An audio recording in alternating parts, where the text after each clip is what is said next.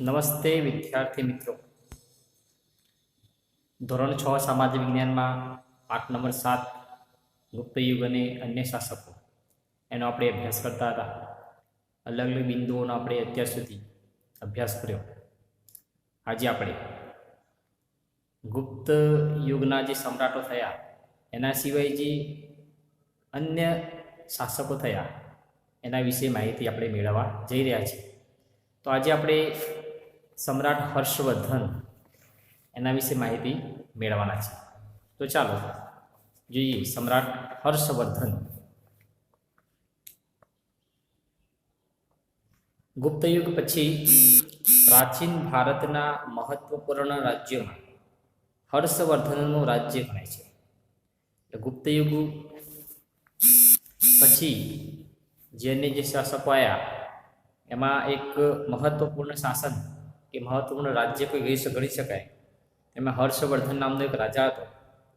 એનું રાજ્ય એ મહત્વનું હતું. તેઓ થાણેશ્વરના પુષ્યભૂતિ વંશના હતા અને થાણેશ્વરની અંદર એ પુષ્યભૂતિ વંશ જે થયો એ વંશના આ શાસક રાજા હતા. પ્રભાકર વર્ધનના પુત્ર રાજ્યવર્ધન અને હર્ષવર્ધન હતા. એના પિતા હતો, એના પિતાનું નામ હતું પ્રભાકર વર્ધન અને એનો ભાઈ હતો, એ ભાઈનું નામ હતું રાજ્યવર્ધન.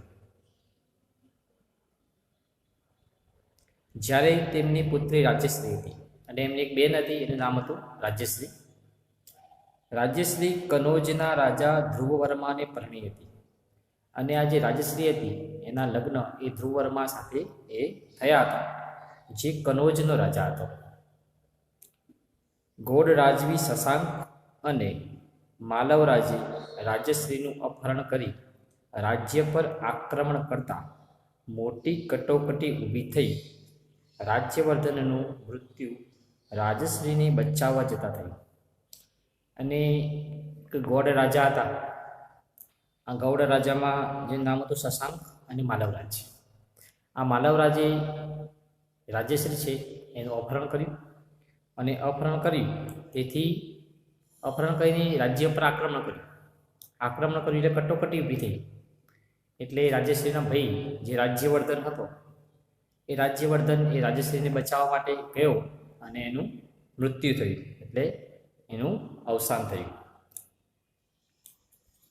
આવી કટોકટી ભરી પરિસ્થિતિમાં ઈસવીસન 606માં સમ્રાટ હર્ષે રાજ્યારોહણ કર્યું. અને આવી જે કટોકટી ભરી જે પરિસ્થિતિ હતી એમાં સમ્રાટ અશોકે રાજ્યારોહણ કર્યું, એટલે પોતે રાજા બન્યો.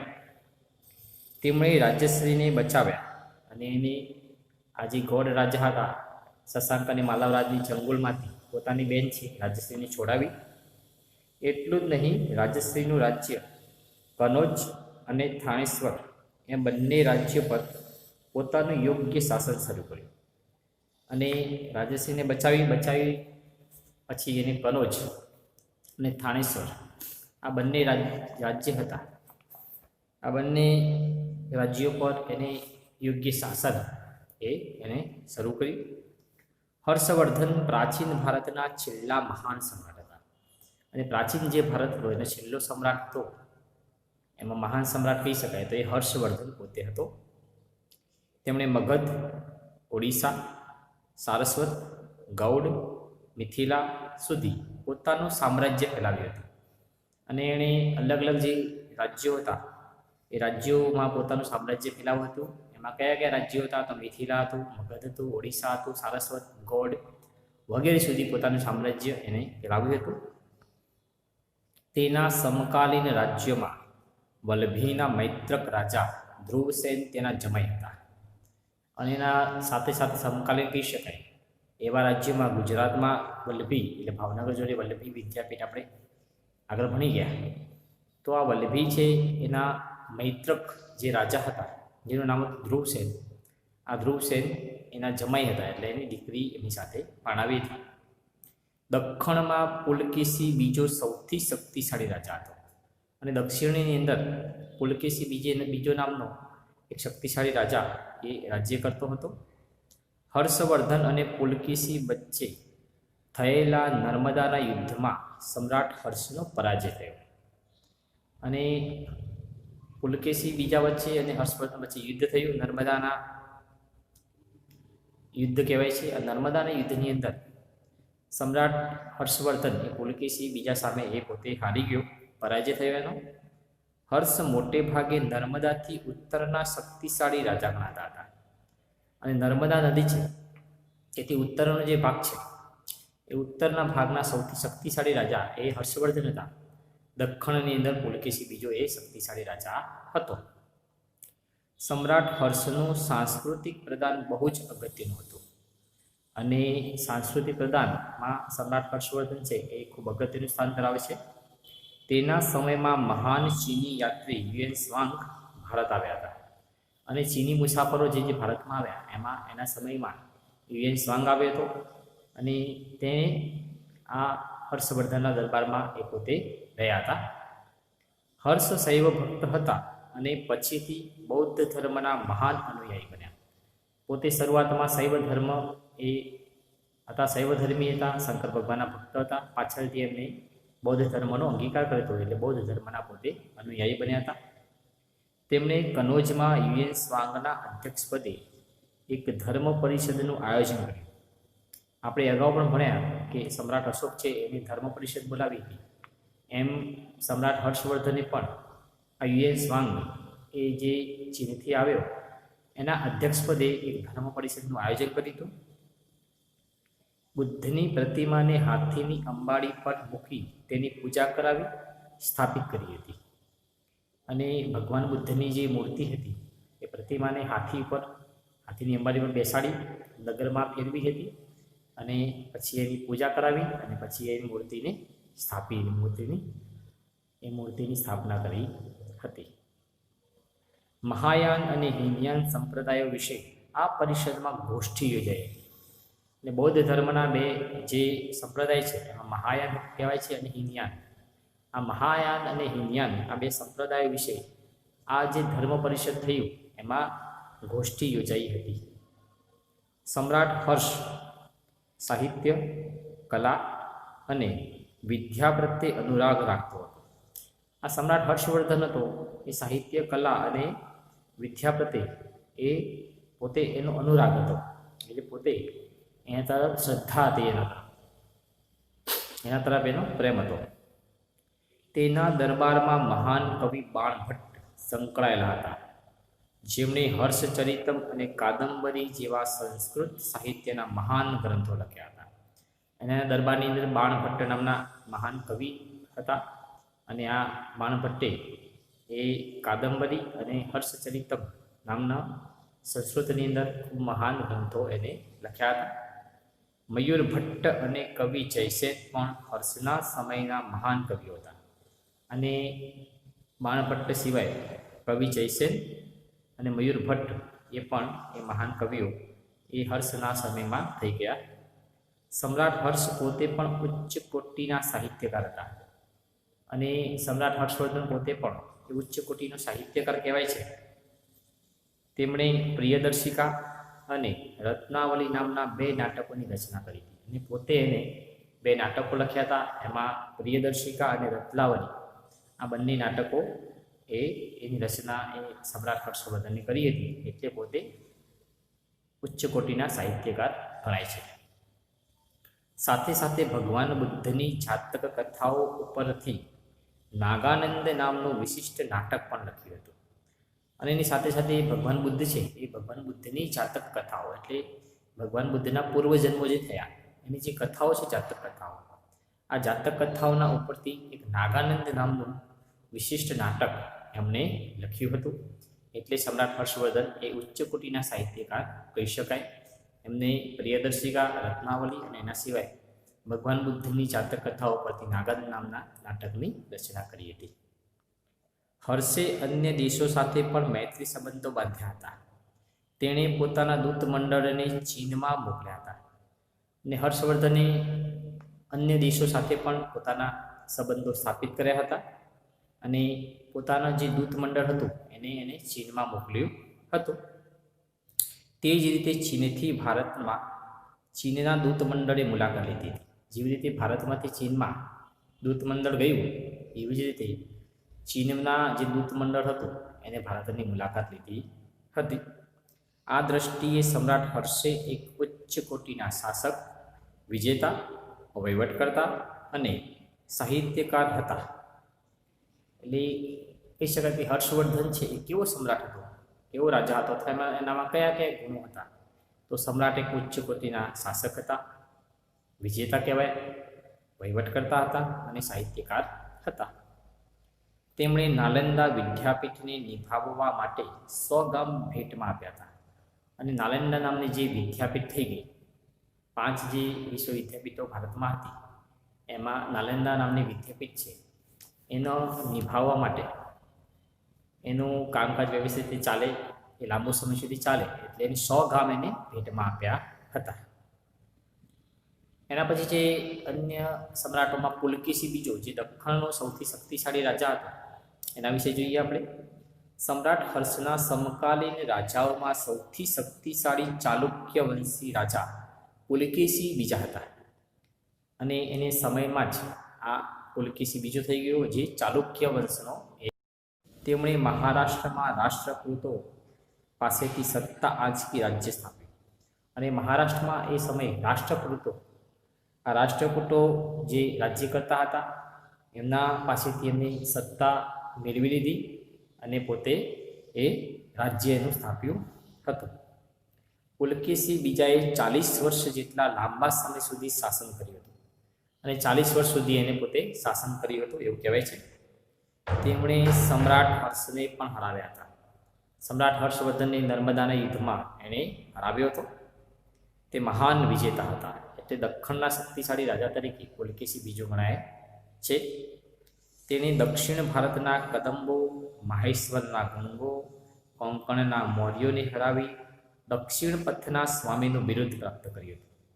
અને દક્ષિણ ભારતના જેટલા પણ અલગ અલગ જે શાસકો હતા, અલગ અલગ જે વંશના રાજાઓ હતા, એ બધા લોકોને હરાવ્યા.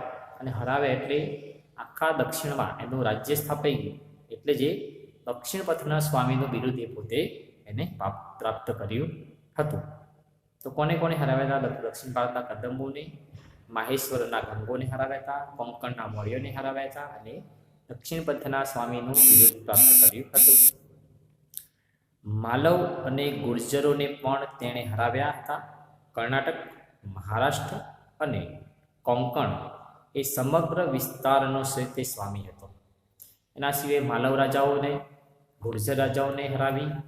એના સિવાય કોંકણ, કર્ણાટક, મહારાષ્ટ્ર, આ જે સમગ્ર વિસ્તાર હતો એ સમગ્ર વિસ્તારનો એ પોતે સ્વામી હતો. એટલે દક્ષિણ પથનો સ્વામી એટલે જ કહેવામાં આવે છે. હર્ષની જેમ તેણે પણ અન્ય દેશો સાથે સંબંધો વિકસાવ્યા હતા. અને જેમ હર્ષ રાજાએ પોતે અન્ય દેશો સાથે સંબંધો વિકસાવ્યા હતા, વિકાસ કરેલો સંબંધોનો, એ જ રીતે સમ્રાટ પુલકેશીએ પણ પોતે સંબંધો વિકસાવ્યા હતા. એનું ઉદાહરણ જોઈએ તો ઈરાનમાં પોતાને એક રાજદૂતને મોકલ્યો હતો. ઈરાનના શહેનશાહ ખુસરો બીજા તેના મિત્ર હતા. અને એક રાજદૂત એમને ઈરાન મોકલ્યો હતો. અને ઈરાનના જે રાજા હતા, જેનું નામ હતું ખુસરો બીજા, આ ખુસરો બીજા જે હતા એ સમ્રાટ પુલકેશી બીજાનો એ મિત્ર ગણવામાં આવે છે. તો આપણે જોયું કે સમ્રાટ હર્ષવર્ધન છે એ પણ એક શક્તિશાળી રાજા હતો, જે ઉત્તરનો શક્તિશાળી રાજા હતો. એવી જ રીતે દક્ષિણ પથનો સ્વામી એ પુલકેશી બીજો હતો. એ દખ્ખણનો સૌથી શક્તિશાળી રાજા એ પુલકેશી બીજો હતો. એના સિવાય જોઈએ કે પ્રાચીન ભારતમાં એના પછી અન્ય જે રાજ્યો થયા એ કયા કયા રાજ્યો હતા એના વિશે માહિતી મેળવી આપણે. એ આપણો છેલ્લો બિંદુ છે આ પાઠનો. આ સમયે અન્ય રાજ્યોમાં કાંચીના પલ્લવો, રાજસ્થાનના ગુર્જરો પ્રતિહારો, વલ્લભીના મૈત્રકો, દક્ષિણ ગુજરાતમાં ગુર્જરો, કાશ્મીરમાં કરકોટકો વગેરેનો સમાવેશ થાય છે. અને પુલકેશી બીજા પછી જે પણ જે અન્ય રાજ્યો છે, અન્ય રાજ્યોમાં અલગ અલગ પ્રકારના જે સામ્રાજ્ય છે એ અલગ અલગ વિસ્તારમાં અલગ અલગ પ્રકારના વંશો જે હતા એમનું સામ્રાજ્ય હતું. એમાં કોનું કોનું હતું? તો કાંચીમાં પલ્લવ વંશના રાજાઓ હતા, રાજસ્થાનમાં ગુર્જર પ્રતિહારો હતા, એવી રીતે વલ્લભીમાં મૈત્રક રાજાઓ હતા, દક્ષિણ ગુજરાતમાં ગુર્જરો હતા, કાશ્મીરમાં કર્કોટકો હતા. આ બધાનો સમાવેશ એમાં થાય છે અન્ય રાજ્યમાં. જેમાં કાંચીના પલ્લવો સ્થાપત્ય અને કલાને લીધે પ્રખ્યાત હતા. કાંચીના જે પલ્લવ રાજાઓ હતા, આ પલ્લવ રાજાઓ હતા એ કલા અને સ્થાપત્ય માટે એ પોતે પ્રખ્યાત થયા, કારણ કે એમને સ્થાપત્ય કલામાં ખૂબ સારું મહત્વપૂર્ણ કામ એમણે કર્યું હતું. અલગ અલગ મંદિરો છે, સ્થાપત્યો છે, એની રચનાઓ એમને કરી હતી. અલગ અલગ મૂર્તિઓ છે વગેરેની રચનાઓ એમણે કરી હતી. તો તેમણે બ્રહ્મા, વિષ્ણુ, મહેશની અનેક મૂર્તિઓ શિલાઓમાં કંડારી મંદિરો બંધાવ્યા હતા. અને જે ત્રિદેવ કહેવાય છે, ત્રિદેવના બ્રહ્મા, વિષ્ણુ, મહેશ, એની અનેક મૂર્તિઓ એમને શિલાઓ માટે કંડાળી હતી અને મંદિરોમાં એની સ્થાપના કરી હતી અને મંદિરો એમના બંધાવ્યા હતા. મહાબલીપુરમના સમુદ્ર તટે રથ મંદિરો બંધાવનારા પલ્લવોએ ભારતની સાંસ્કૃતિક સમૃદ્ધિમાં વધારો કર્યો હતો. અને મહાબલીપુરમ નામનું જે સમુદ્ર તટ છે, આ સમુદ્ર તટે એમને રથ મંદિરો બંધાવ્યા હતા. અને રથ મંદિરો બંધાવી આ પલ્લવોએ ભારતની જે સાંસ્કૃતિક જે સમૃદ્ધિ હતી એમાં ખૂબ મહત્ત્વપૂર્ણ વધારો એમણે કર્યો હતો. જેથી આજે પણ કહેવાય છે કે પલ્લવ વંશી જે રાજાઓ થઈ ગયા, એ પલ્લવ વંશી રાજાઓ સ્થાપત્ય અને કલા માટે એ વખણાય છે. કાંજીવરમમાં તેમણે બંધાવેલું કૈલાસનાથ મંદિર તે સમયનું સૌથી શ્રેષ્ઠ મંદિર ગણાવી શકાય. અને સૌથી શ્રેષ્ઠ મંદિર કોઈ હોય જે પલ્લવ રાજાઓએ બંધાવ્યું તો એ કાંજીવરમમાં આવેલું કૈલાસનાથનું મંદિર એ શ્રેષ્ઠ મંદિર એ કહી શકાય. તો આપણે જોયું કે ગુપ્ત યુગ છે, ગુપ્ત યુગની અંદર જે શક્તિશાળી બધા જ સમ્રાટો હતા શક્તિશાળી હતા. એમાં છેલ્લો જે શક્તિશાળી રાજા થઈ ગયો સ્કંદગુપ્ત. એ સ્કંદગુપ્ત એના પછી જે પણ ગુપ્ત યુગમાં શાસકો આવ્યા એ બધા શાસકો એનું પોતાનું નિર્બળ શાસક રહ્યું, નિર્બળ શાસન રહ્યું એટલે એના કારણે તેઓ એ સમયના જે હુણો હતા એ હુણ પ્રજા સામે એ પોતે ટકી નહીં શક્યા. અને ટકી નહીં શક્યા એના કારણે આ ગુપ્ત શાસન છે એ ધીરે ધીરે એ નામશેષ થઈ ગયું, એ ધીરે ધીરે છિન્ન ભિન્ન થઈ ગયું. એના પછી આપણે જોયું કે બીજા અન્ય જે શાસકો હતા એમાં હર્ષવર્ધન છે, હર્ષવર્ધનનું ખૂબ સારું યોગદાન એ કહી શકાય, કારણ કે સમ્રાટ હર્ષવર્ધન એ પણ પોતે એક શક્તિશાળી રાજા હતો. ઉત્તરનો પોતે સ્વામી કહી શકાય, કારણ કે ઉત્તરનો શક્તિશાળી રાજા હતો. એ પ્રકારે દક્ષિણ પથનો સ્વામી હતો એ પુલકેશી બીજો, એનો પણ સૌથી શક્તિશાળી પણ એ પ્રકારે તો દક્ષિણ ભારતના બધા જ રાજ્યોએ જીતી લીધા હતા. એના પછી આપણે અન્ય રાજ્યો પણ અલગ અલગ જે વિસ્તાર હતા અલગ અલગ પ્રકારના રાજ્યો હતા.